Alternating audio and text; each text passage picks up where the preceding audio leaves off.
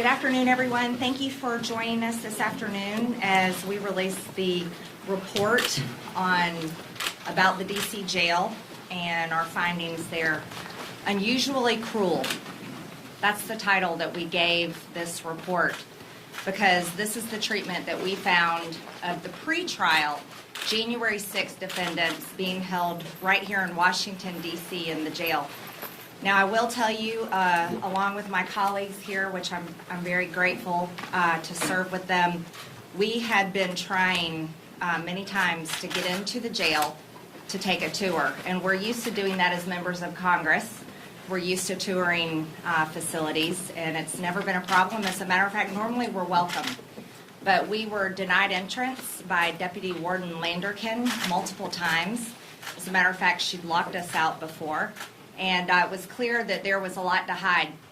Right now, what we have happening in America is a two-tier justice system. Let's all take a little trip down memory lane, shall we? In the summer of 2020, there has been an estimated number somewhere around 7,750 to over 10,000 BLM demonstrations. According to the press, approximately 6% of them were violent. That's 570 riots if you do the math there.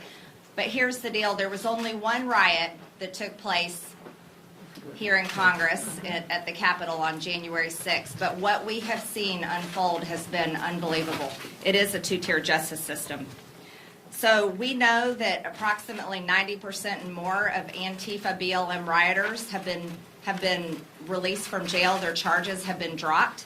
We know that in cities across America, there have been over $2 billion in damage, but here at the Capitol on January 6th, it's approximately $1.5 million.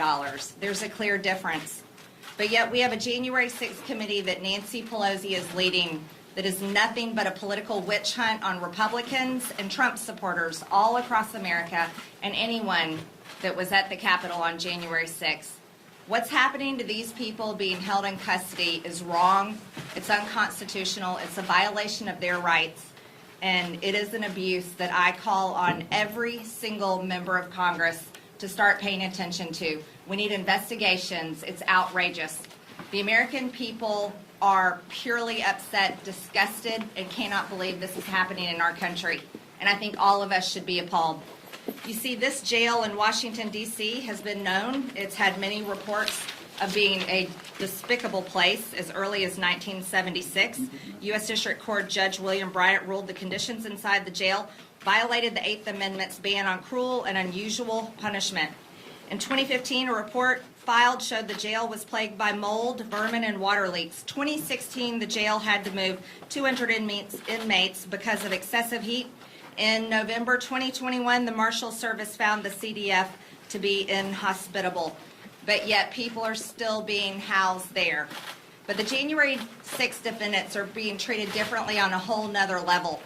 They have been beaten by the guards. They are called white supremacists.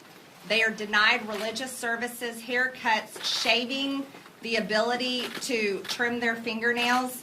There's more outrageous things happening there. They're denied time with their attorneys. They are denied the ability to even see their families and have their families visit there. They're denied bail and being held there without bail. Many of these people have never been charged for a crime before. Some of them are veterans, and the treatment is unbelievable. They are told they have to denounce President Trump. They are told that their views are the views of cult members, even though these are men that every single night at 9 o'clock at night, they put their hand over their heart and sing the national anthem voluntarily. Imagine a group of men being held in jail with no idea of when they're going to go to court, no ability to bail out, no ability to see their family, being mistreated and abused worse than we treat terrorists at Gitmo. Yet they have their hand over their heart every night at 9 o'clock and sing the national anthem. That's something I don't think any of us can fathom. While they're being persecuted by the very government that has the American flag over our buildings. This is completely wrong. Whether we agree, disagree, and I can tell you right now, I completely disagree, and am very against the violence that happened on January 6th at the Capitol. We should all disagree with how these people are being treated. This is completely unacceptable, and as Americans, this should go beyond political boundaries, and we should all come together and declare that this is wrong and call for it to stop. We never want to have those in power to be able to weld their power against people they politically disagree with, especially in a time where we saw political riots all over the country, and the people that committed those riots, not only most of them have been let off of their charges, but many of them were never mistreated like this. I also want to explain something to you all.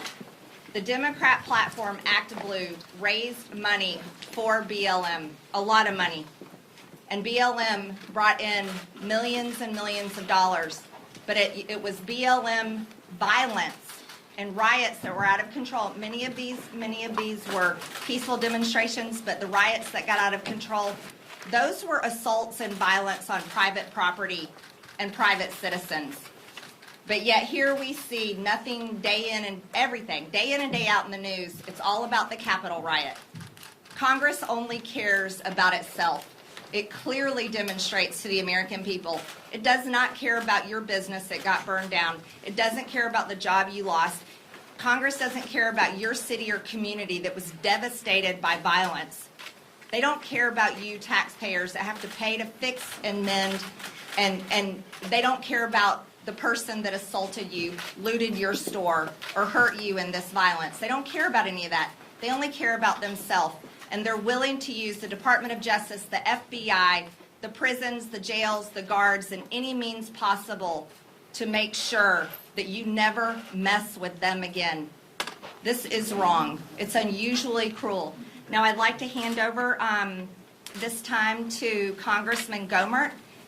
Congressman Gohmert was the only member of Congress that was able to tour the jail with me that day because I was only given a little over 15 minutes notice in time to get there that I was going to be allowed to get in. So at this time, I'd like for you to hear from Congressman Gohmert. Thank you. Thank you. Marjorie, thank you for your work, your efforts. There's no better contrast between what happened in the summer of 2020 and what happened January 6th than the issue of bail. We hear from many people that participated in destroying federal buildings, police buildings, looting, then that they had no bail, so they were immediately allowed to be released. And yet, we got people in the D.C. jail who had no bail, meaning they can't get out. Now, on the state side, having been a felony judge, you had to have done something incredibly extreme to have bail so high that you could not make it, especially a no bail situation. It's just so extremely rare. But to have that kind of dichotomy here in the nation's capital is pretty outrageous. We know, for those that are still taught any type of civics, of government, you know that under our system, you are innocent until proven guilty. And the law and the Constitution have made very clear you're not to punish anyone who's in pretrial confinement. Pretrial confinement is not a place for punishment. That can only come after conviction. And yet here what we've seen in the D.C. jail amounts to a great deal of punishment. And to be clear, it's not just the inmates that have suffered. As Marjorie and I toured the D.C. jail, some of the conditions were so astounding, I asked more than one guard, have you ever worked in a facility that had these kind of problems? And quietly they would say, never, no. It is outrageous. Now, there's some that say, oh, it's just because you've not been in jails or prison, you don't know, this is what it's like. No, those people that said that have not witnessed what's been going on in the D.C. jail. First, we have heard repeatedly since January 6th, this was an armed insurrection. And as I asked Merrick Garland, and I've asked others, is there anybody been charged with insurrection? And the answer is actually no. No one has been charged with insurrection. In fact, if they were going to charge with someone with insurrection, it's beginning to sound more and more like those would be agents for the federal government that were there stirring things up, trying to get people to engage in violence. And as we heard this weekend, apparently a guy that was giving out what were later used are called dangerous weapons may well himself have been working for the federal government, for the FBI, as he was handing out what they now charge were deadly weapons. So we've got a lot more investigating to do. The condition of solitary confinement has been so often struck down as inappropriate, and yet the D.C. jail has gotten away with it for such things as, how dare you demand to talk to your lawyer in person because now we will have to put you in solitary confinement, we'll call it quarantine, for 2 weeks. It's bad enough what they're suffering from, but to discourage the ability to talk to your attorney, and what we saw as we go in the building, they got a great facility there. The plexiglass, the phones on either side, you could see your attorney, and it wouldn't require anything after the visit other than wiping down the phone and the area where they were. And yet they have used this idea, oh, if you're going to talk to your attorney, we're going to have to lock you up in solitary for 14 days. This is the kind of punishment that they have had meted out to them, and it really has to stop. And we know the U.S. Marshal, when they finally had enough, we didn't know that they were going. We didn't know immediately after they went. But they had gotten concerns about the facility. They go in, they do a certain, well, they're taken in to the area where the other prisoners were held, not the January 6th, and that gave them time to scrub off mold and try to clean up the area where the January 6th inmates were. And they did that. They had enough time to get some of the nastiest parts cleaned up so that the U.S. Marshal held that the cleaner side of the jail was not adequate and those 400 people needed to be shipped out to incarceration in Pennsylvania. And then by the time they get over to where the January 6 folks were, it was cleaner and they let that go. Then after that, before we went over for an inspection, for a tour, they had done some painting and had allowing them 2 hours outside their solitary confinement. One of the older gentlemen there, he's alleged to have had a gun, and I know the Attorney General Garland was either being dishonest or he let us know that he's incompetent.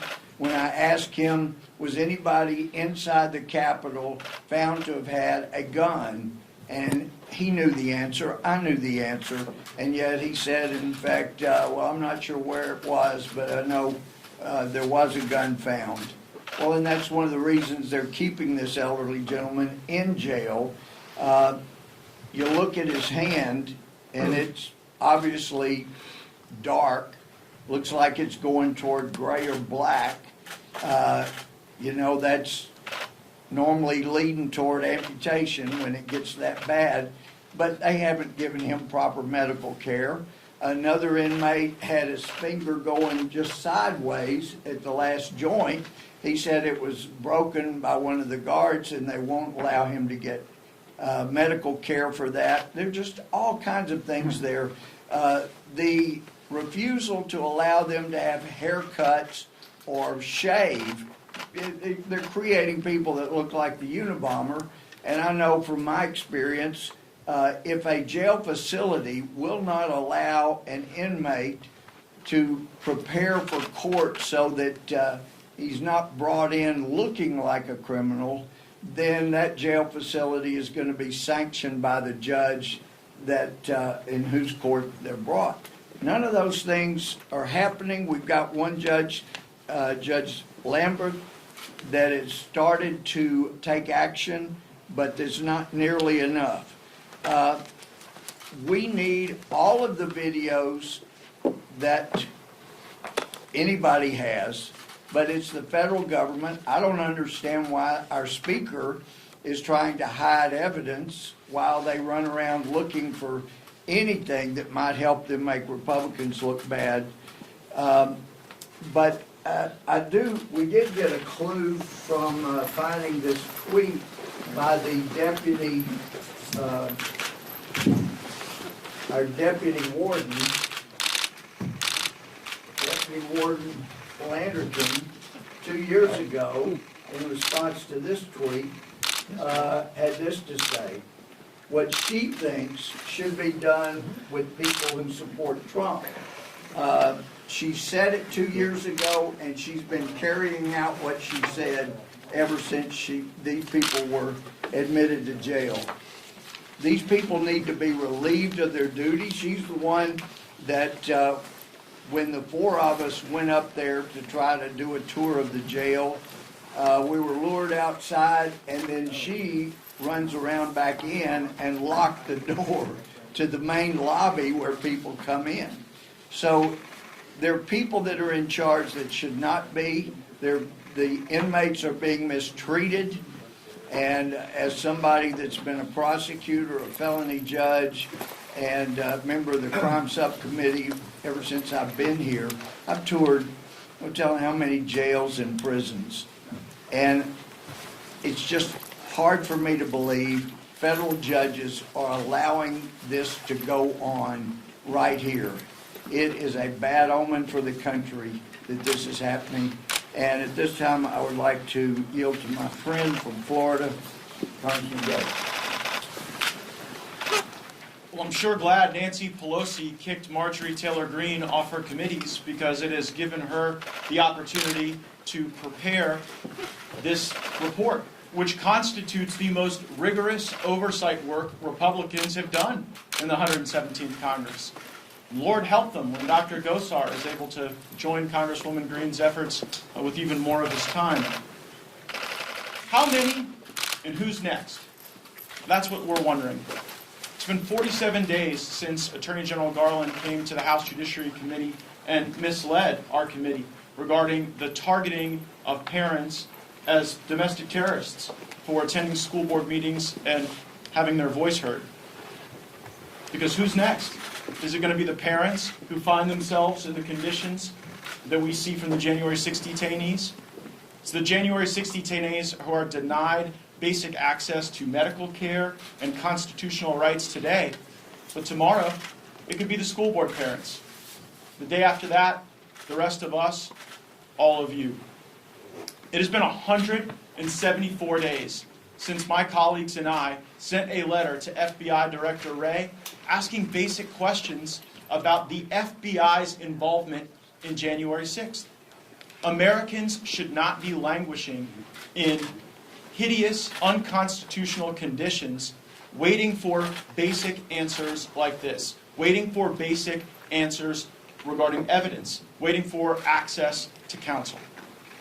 This report must be a guidepost for ongoing Republican oversight effort in the Congress, because we are going to take power after this next election. And when we do, it's not going to be the days of Paul Ryan and Trey Gowdy and no real oversight and no real subpoenas. It's going to be the days of Jim Jordan and Marjorie Taylor Greene and Dr. Gosar and myself doing everything to get the answers to these questions. So Congresswoman Greene and Mr. Gohmert's work here have been absolutely critical. Judge Gohmert's legal analysis as a jurist is woven throughout this work product and incredibly helpful. And we are going to get the answers to these questions because this should not be happening in the United States of America. I would yield to Dr. Gosa. I thank my friend from Florida. It's been nearly a year has passed since the treatment of political prisoners held in detention facilities in Washington, D.C. in relation to the events on January 6th, and it is appalling. The physical conditions described by my friends of these inmates can only be described as inhumane. Lacking access to their attorneys, to evidence, families, and even proper nutrition, these inmates are suffering disproportionately for long periods of isolation from the outside world.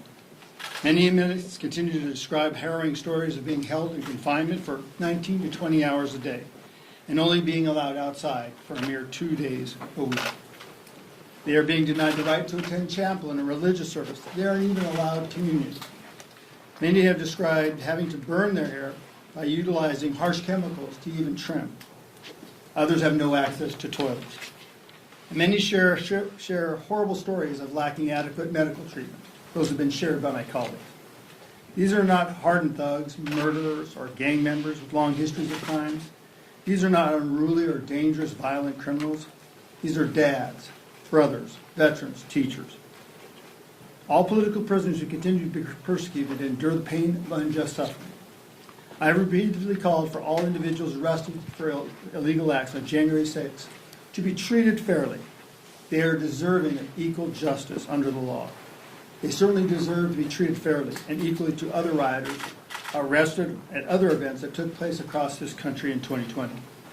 My question is this. Mr. Biden, Attorney General Garland, why are you so interested in ruining the lives of these folks instead of equal justice? Why won't you publicly release the hours and hours of video surveillance taken on January 6th? What are you afraid of? What are you hiding? The heart of this country is equal treatment, especially by the courts. The public demands and the defendants deserve equal justice under the law. What is being described by these political prisoners is nothing short of human rights violation. The silence from the ACLU and Amnesty International is deafening. Maybe we need to look once again at the NDAA for the indefinite detention of American citizens to make sure it's fully removed this time and this time finally. We cannot let these injustices go unnoticed, and we will continue to fight. I will yield back to Marjorie Taylor Greene.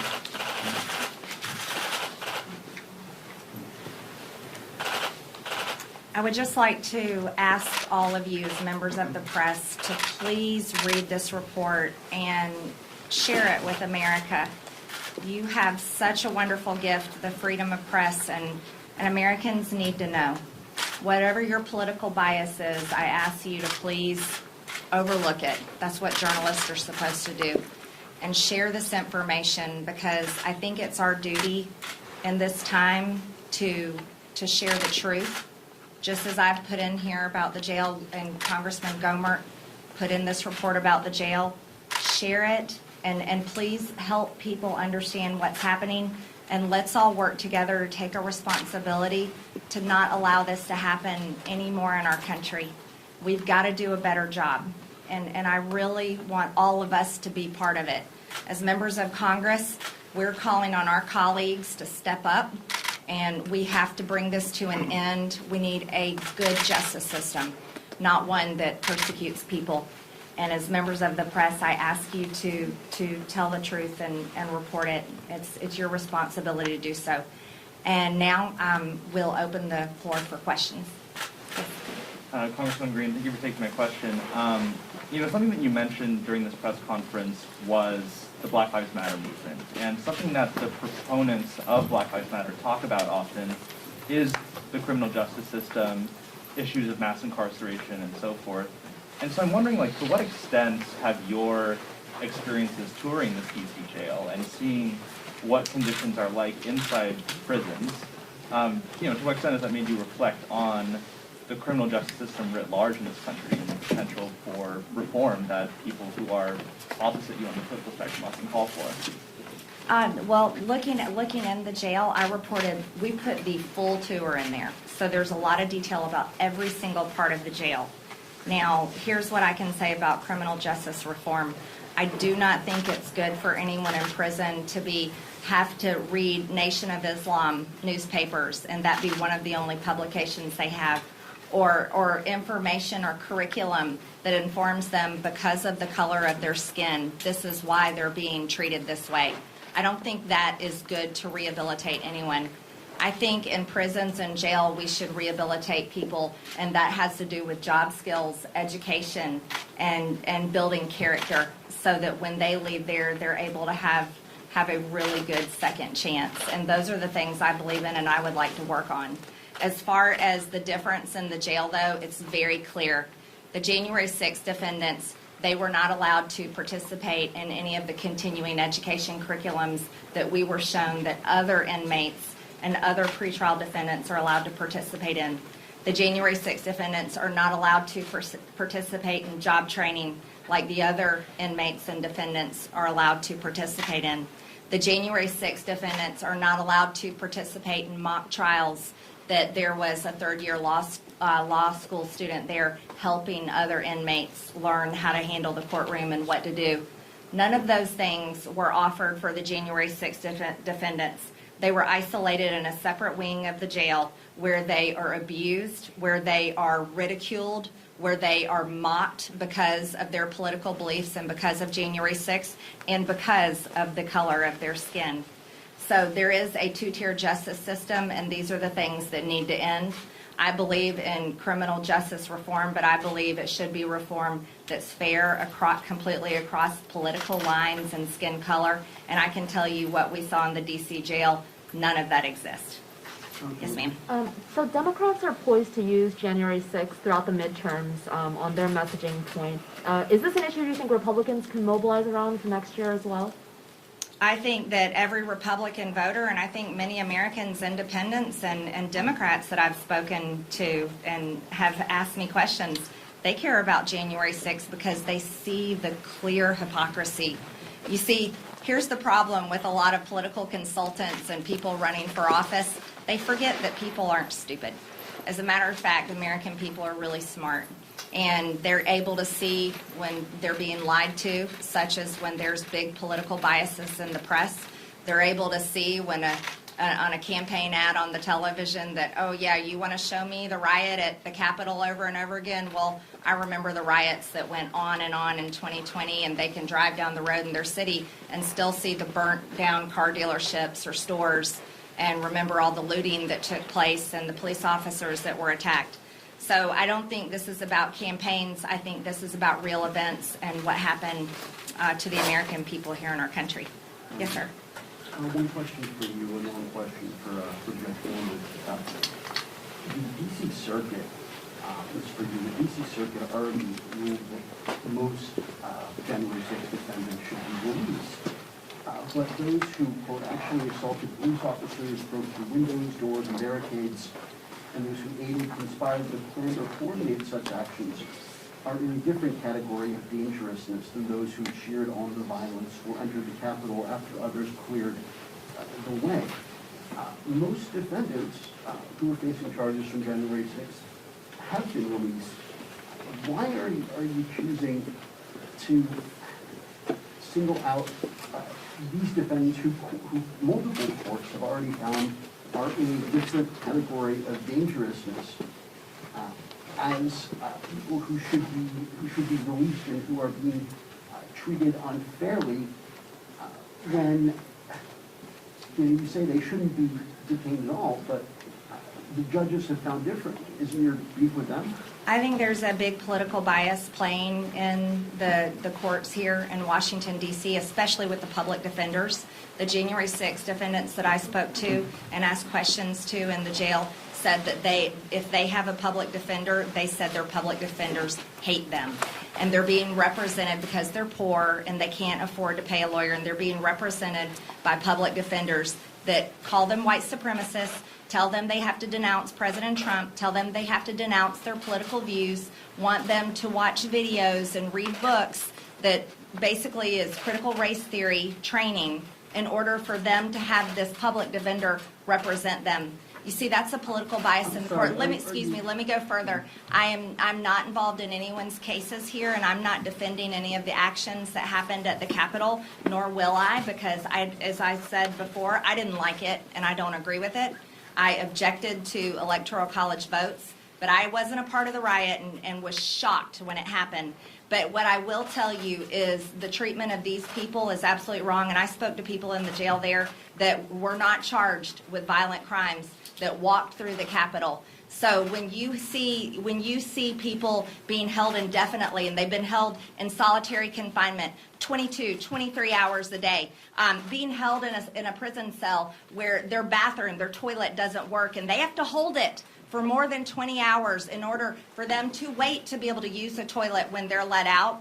When they're being force-fed gluten food and they have celiac disease, and so the food that they eat makes them sick every single day to the point where they will go without days without eating in order to just feel better because they are not given better food. I think we can clearly see that there is serious abuse happening here, and we can go beyond the silly-dilly political games. I think we need to break down to the facts, and I'll hand it over to Congressman Dunbar. Let me address that too. With regard to the treatment of the inmates, I think it's very clear to those to Marjorie and me that what the courts have gotten is not accurate. And it will not be until some federal judge forces Speaker Pelosi and the Capitol Police to release every hour of video that we will have an accurate picture about who did what, because they haven't gotten it so far. And we know that from some of the lectures that some of the judges have provided. Now look, I was known as a law and order judge and chief justice, and I believe in punishing people for their wrongdoing, and there was wrongdoing on that day. But the further along we go, the more we find out federal government involvement may have actually brought about people carrying what they now call deadly weapons. And we now see Epps and John Sullivan, who has been released long since, out there trying to stir people up and getting them provoked. We need to get to the bottom of whose conduct was more egregious. And if it was people within our own Justice Department that were creating this situation or helping create it, or luring people that had no original idea of going as far as things went, then those people need to be punished too. And let me say this too, because we've been accused of saying, oh, you're out to help the white. I didn't know what skin color everybody in the DC jail had until I got there. But other inmates were telling me the most verbally abused person in there happens to be black, that he has caught more flack than any of the white defendants. And it shouldn't matter about skin color. And to those that are doing the treating, it is really outrageous. People need to be fired. They need to be in some other area of employment rather than being in charge of people that they can abuse. Yes, ma'am. Judge Brewer, I just want to Congressman Goldberg. because I didn't get to ask you my question. Let everybody ask one before you get back to your second. What's your question? Sir, you've made some pretty serious accusations. Are you saying that you have reason to believe that on surveillance video captured in this building on January 6th, there is evidence that federal agents staged or provoked the events of that day? Are you saying that is what will be found on that video? And that question indicates either a dishonesty on your part or a lack of integrity, because there is film out there publicly that shows Epps, Sullivan, other people who are participating. There is video we are not being allowed to see. When I was visiting with the inmates, very few of them had been given discovery, and it was lists of video, and they were saying, look, see this video, this is where it depicted this, and they skipped 1, 2, 3 segments, And different ones were pointing out that's the segment where this was shown, and that's what they're cutting out. Some judge is going to have to get serious and release everything so that we can all make that determination, because what we've seen so far, as more and more comes out, raises important issues that cannot be resolved until we get all the film. And if you have not seen federal hand in some of this, then you're not paying attention. Yes, ma'am. Congressman, do we have a estimate right now of how many detainees are still in the DC jails right now? The latest in between 40 and It's 50. somewhere between 40 and 50. But I would like to talk about what I saw on video footage when I was in the jail. I was shown video of Roseanne Boylan dying, and I talked to the man who is a January 6th defendant, and he's the one that gave her CPR. And I saw the video of that. And then I also saw the video of her being drugged down the hallway, her lifeless body and her shirt coming up and exposing her breast. That's on the video. The story of what happened to Roseanne Boylan and her family deserves to know. That's all on that video. That video should be released. There's a lot of video that should be released. But I think if you want to write about what happened, somebody needs to demand that the video for Roseanne Boylan be released. And these questions you're raising used to be asked of people in government, people that had the video, that had the people that could verify, testify, but even more than that, the video. Those are the questions that need to be asked of them. Why are you not allowing all the video to be shown? And it sounds like to me that there's some people that don't have a problem with the way people are mistreated. I want to follow up on something Congressman Gates said. You said when the Republicans if the Republicans take back the House, quote, it won't be the days of Paul Ryan and Trey Gowdy and no real oversight. It's going to be the days of Jim Jordan and Marjorie Taylor Greene. Can you expound a little bit on what the days of Jim Jordan and Marjorie Taylor Greene are going to look like? Yeah, we're going to send subpoenas. We're going to conduct real oversight. We're going to show up in person and get answers. The notion that Republicans are going to take control of the House and we're going to hold hands in the warm spring rain with the Democrats and legislate is ludicrous. We have to make promises to our voters to get answers to these questions that we hear in our towns and in our communities. And when we get the power back, that ought to be our organizing principle. And this document that Congresswoman Greene and Congressman Gohmert led in preparing ought to be a guidepost in that effort. Can I just follow up on that really quick? Yeah, sure. Do you envision, you guys have talked a lot about, do you envision retaliation for members of the January 6th committee, for Republicans who have broken with the party, whether on impeachment or impeachment? Well, at this rate, I don't know that too many members of the January 6th committee are going to be back, but we'll see. Yes, sir. Congressman, if you do retake the House, would you want ex-President Trump to be the Speaker? I would. Have you talked to him about it? I have. And what did he say? Oh, I keep my conversations with the former president between the two of them. Yes, Gates or Ms. Greene, what about the treatment of the Capitol police officers on that day? I mean, I was down here that day, not too far from here. We saw police officers who had been bear sprayed in their eyes and were blinded by many of these January 6th defendants that you are now, drawing attention to. So I don't remember you holding a press conference about the treatment or the unusually cruel treatment of Capitol police officers.